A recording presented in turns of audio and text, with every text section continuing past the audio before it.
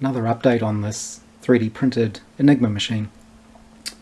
I think the last time I updated I was looking at rewiring the keyboard, and I did start doing that.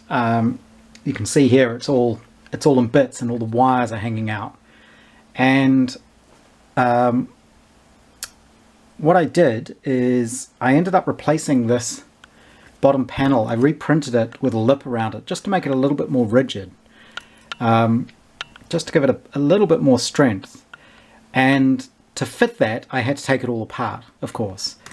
And this actually showed up a problem, which is the entire thing is a pain in the neck to put together and take apart.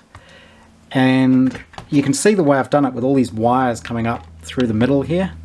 It means you have to thread this top board down, get all these wires through, and then to actually do the wiring you have to run them all in these little slots, tape them down with some Kapton tape so that everything's flush. And then once you've got all the wires coming out the back here, you can then look at actually wiring them up onto a connector.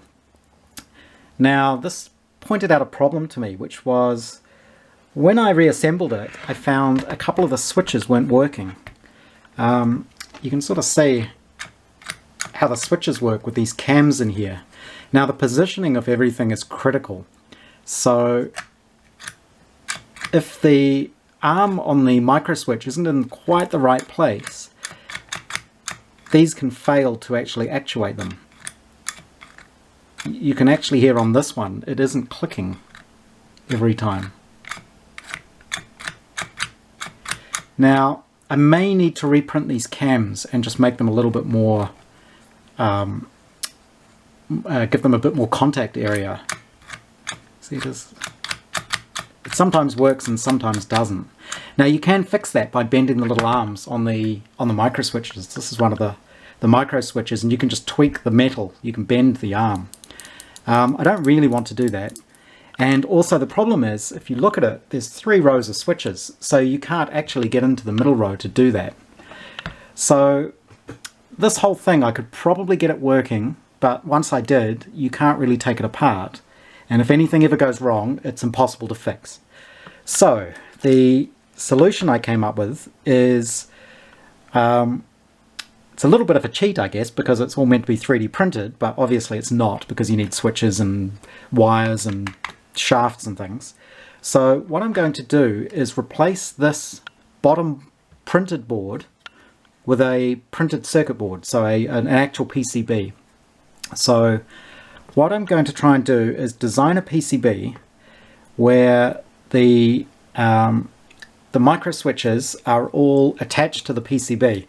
This isn't the PCB, this is actually my little test board, but you can imagine if you've got little test pins like this, what I can do is then solder all the switches onto the board.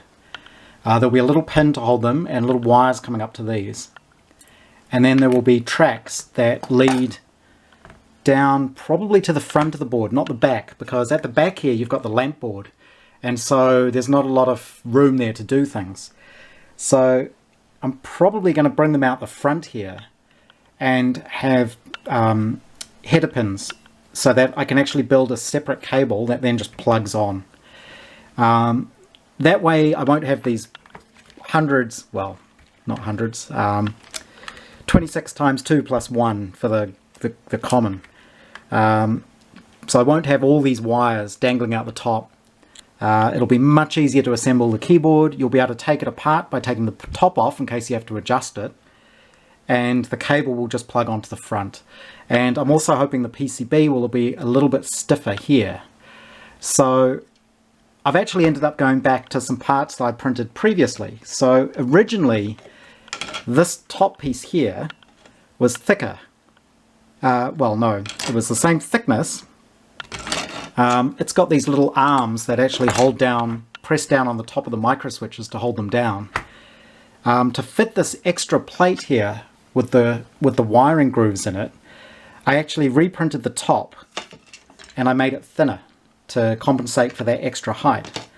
So basically all I need to do is go back to my original top piece, my original hold down piece, so they're already printed, and replace this bottom board with some printed circuit board.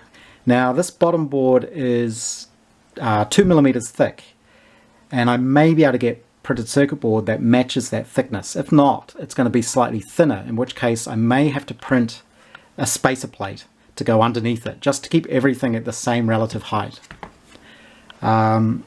So that's my job for during the week now, is I've downloaded a copy of KiCad, which is free PCB authoring software, and I haven't looked into it fully yet, but I think I can import the DXF that from the sketches from Fusion 360 for the actual layout of these things, and then import the design of this, and then design the tracks on top of that.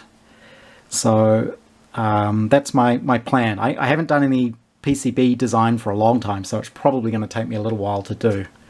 The other thing I've done is I don't really want to reuse all these switches. I could do, but they're so cheap. I've just ordered some more, and they're on the way from China.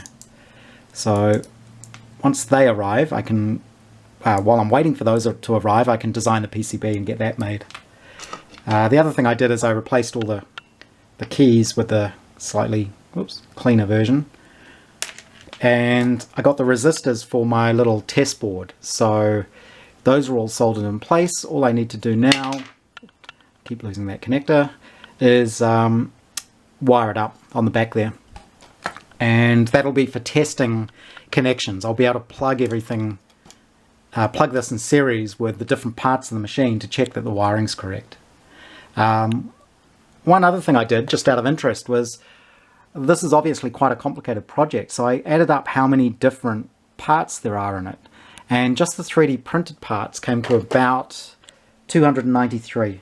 So there's 293 plastic parts in the machine so far. It may change a bit as I tweak it.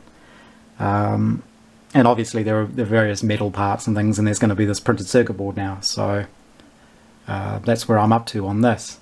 Now, I know people think this is taking me a long time. It's because I've got a lot of other projects that I do. I do all sorts of things. I get distracted easily and go on to other things like model making and other electronics projects. And the main project that I'm working on at the moment, which might help explain why this one is taking so long, is out in my garage. So I thought we could have a quick look at that as well. So this is out in my little garage at the moment. It's a reasonably sized garage for Wellington. Wellington is notorious for houses not having a lot of garage space because it's quite tight with the housing around here. But I've kind of got enough room in here for all my tools and projects and things. So the one that I'm working on, that I've been working on for about 7 years, that's taking all the time, is this little car. So this is a little Austin 7 Special, which means it's original Austin 7 running gear, engine, transmission, all that kind of stuff, just in a purpose-made body. So basically I made the body for this. This is all aluminium, which was all formed on the English wheel, which is under the cover there. And I've done all the metal work on it. A good friend of mine taught me how to do all that and taught me how to gas weld the aluminium. So that was all done, and it was all hammered by hand. It's not perfect because it's my first one, so I'm kind of learning. It's a bit rough in places, but it's getting there. What I've been doing recently is getting the engine built and the engine installed. So the engine's in there at the moment. Everything's kind of loose. And I've just been working on little bits and pieces. So, for example, today I was working on the oil pipelines. Just tweak that, bend it up. And also looking at how to make the exhaust. So the exhaust is going to come out the side here, and I'll need to make a muffler on the other side. There's all sorts of things that still need doing on this car. It's been a very, very long project. Not helped by the fact that I moved cities halfway through, and so all the people who were helping me are up on the other end of the country. So I've kind of been muddling along by myself to try and get the thing finished. This is the carburetor for it, which is a downdraft SU carb. Like I say, I've made pretty much everything myself to get this car to this point. Still to do is obviously finish the engine, get that up and running, and then things like making a petrol tank for it, making mudguards. I'll get the seats professionally upholstered. That's one thing I know I can't do myself and make a decent job of it. And I think it's important to have nice seats in a car. They can look old and ratty, but they have to be well made. I think otherwise the whole car looks crappy. This is actually what the original seat material would have been like, so I've just got that in there as an example. This is the bonnet for that car. This is all made from aluminium as well, and it's actually made from, there's no fasteners in it. It's all folded, and there are special hinges, and it's all integral to the panel, the hinges on the side there. So making that kind of stuff takes an awful lot of time and an awful lot of practice. So that's one of the reasons things like the Enigma machine take me so long to do. And then after the little Austin there, I've got this one to build, which is a 1930 Riley 9 Brooklands, which should be quite a special car when that's done.